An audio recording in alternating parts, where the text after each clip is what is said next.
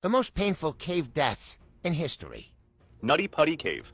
John Jones, a young 26-year-old man, decided to explore the Nutty Putty Cave in the Utah desert near Salt Lake City. This wasn't his first caving experience, as he and his brother Josh used to explore caves around Utah, even though it was the first time he would have gone into the Nutty Putty Cave specifically. The cave was considered beginner-friendly, as it was well-mapped, and the first main parts were accessible to everyone, such as the maze or the big slide. There were also some harder areas for more experienced cavers, like the birth canal, which was an incredibly tight passage. John wasn't going alone. He went with a group of 11, including family and friends. The cave was closed off at the time because some cavers had previously gotten stuck, but it was reopened and accessible only to those with a specific permit. Josh managed to get one, and on November 24th, 2009, they went in. Everyone stayed in the beginner-friendly areas, but John and Josh quickly got bored and started looking for the harder tunnels they had heard about. They knew about the birth canal, one of the tightest passages in the cave, which, after the narrowest part, had a room where they could stand up and turn around to head back. They ventured into the narrow passages of the cave, and at one point, they reached an area called the corkscrew, named that way because of how hard it was to get through. It was after the corkscrew that cavers would normally turn around, but 5 years before, an accident had happened in that exact spot. A 16-year-old boy named Brock Clark got stuck there, even though he was just 5 feet 7 inches tall and weighed only 140 pounds. He had to wait a whole 14 hours before getting freed. John, however, was 6 feet tall and weighed 200 pounds, so he clearly knew he couldn't turn around to go back in that specific part of the tunnel. In a space only 12 inches high, he squeezed his stomach in and kept moving forward until he got to a point where he was headfirst at a downward angle. It looked like there was an area ahead where he could finally turn around, so he kept going in. But what he didn't know was that beyond that ledge, the area was uncharted. No one had been there before him. He still thought he was in some part of the birth canal, and since he knew many cavers felt stuck just like he was, but eventually found a place to turn around, he continued on. After a while, however, he started sliding toward the bottom of the tunnel, almost doing a handstand to hold on and try to push himself back up. He immediately yelled to his brother to stop, and they started discussing what they should do, as John's arms were starting to lose strength. They decided to move forward just a little more, and then turn around, because John saw a hole in the floor ahead that he thought might lead to a larger space. What he didn't realize, however, was that it was just a dead-end opening at the bottom of the tunnel, so once he went in, he was stuck in a vertical position, upside down. The opening was just 18 by 10 inches, and any effort to get out proved useless, so he screamed for help. His brother Josh came in feet first and squeezed one of John's legs with his own, trying to pull him out. This also didn't work, and after Josh became exhausted, they decided that he would exit the cave to call for help. John waited there upside down, and gravity kept pushing him further into the opening, with his chest getting compressed against the walls, allowing him to take only small breaths. The first rescuer arrived after 3 hours. She had a rope tied to her ankle, so she could be pulled back out while she put another rope around John's legs to try to pull him out. This also didn't work, so they decided to install a pulley system, which was much stronger than just a human pull, and it was what had gotten Brock Clark free 5 years prior. However, this required a lot of time, since each piece of equipment had to be brought through the entire cave, which took nearly an hour. Also, only one assistant at a time could be there, and only small tools could be brought in. After spending the whole night there, John's body was starting to show the signs of being upside down for more than 12 hours. He had been completely lucid up to that point, but now he was starting to lose his sanity, hallucinating. The oxygen concentration in the air was also dropping lower and lower. During this time, they brought